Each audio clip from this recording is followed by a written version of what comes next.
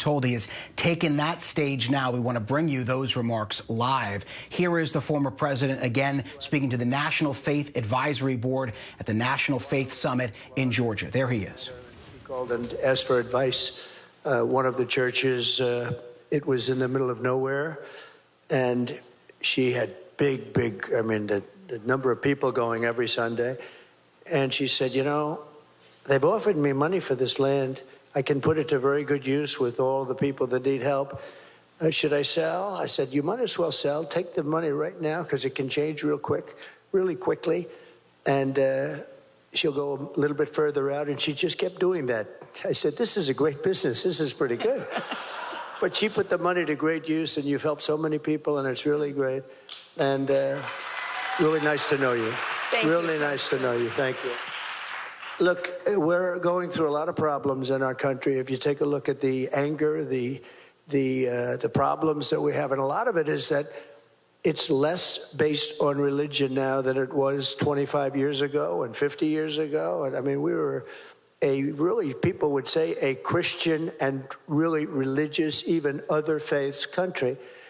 And that seems to be heading in the wrong direction. And I think as that goes down, I think that our country goes down. I really do. I think this is a country that needs religion. It's like the glue that holds it together. And we don't have that. That's why you are the most important people. And I'm not sure you even realize it. And they're trying to hurt you. They're trying to stymie you. This new administration, this new radical left group of people, and it's not so new. It's been around for a while. And they are people that are not nice people. If you happen to be Catholic, we don't have too many Catholics here, maybe, but boy, they are persecuting Catholics. I actually said, how could a Catholic possibly vote for Kamala? How could that? I mean, the level of anger and the level of vitriol, you know, when you see what's going on with the FBI and the Catholic Church, I say, what is happening? And you know, the expression is that you're next, because everybody's next with this group. And they have a very bad agenda, and we have to stop it, and we have to win this election. I think winning this election, I think it's going to be the most important election in the history of our country. Absolutely. So let's go back for just a minute. Let's go back into your childhood, because you didn't start going to church when you were a politician. Church was such a formation of your faith, going to Sunday school, going to the Presbyterian Church, Norman Vincent Peale's, Billy Graham Crusade. Talk about the formation of your faith as a child.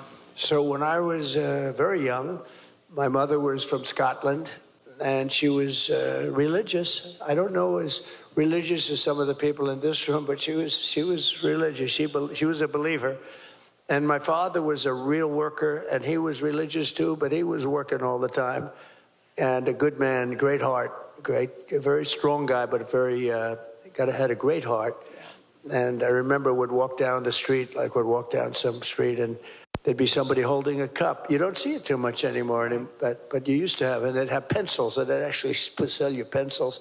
But he'd always put $100 in that cup, always. He'd never pass that cup. And then $100 is probably like $1,000.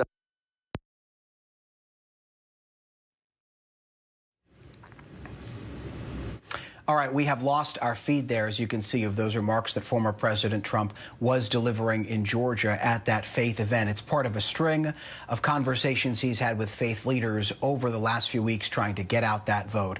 There was a lot more news ahead for us right here on ABC News Live. When we come back, are the polls missing key Harris or Trump voters? And who are those unlikely voters that both campaigns are making a last-minute play for? We've got one thing you might have missed. That's after this break.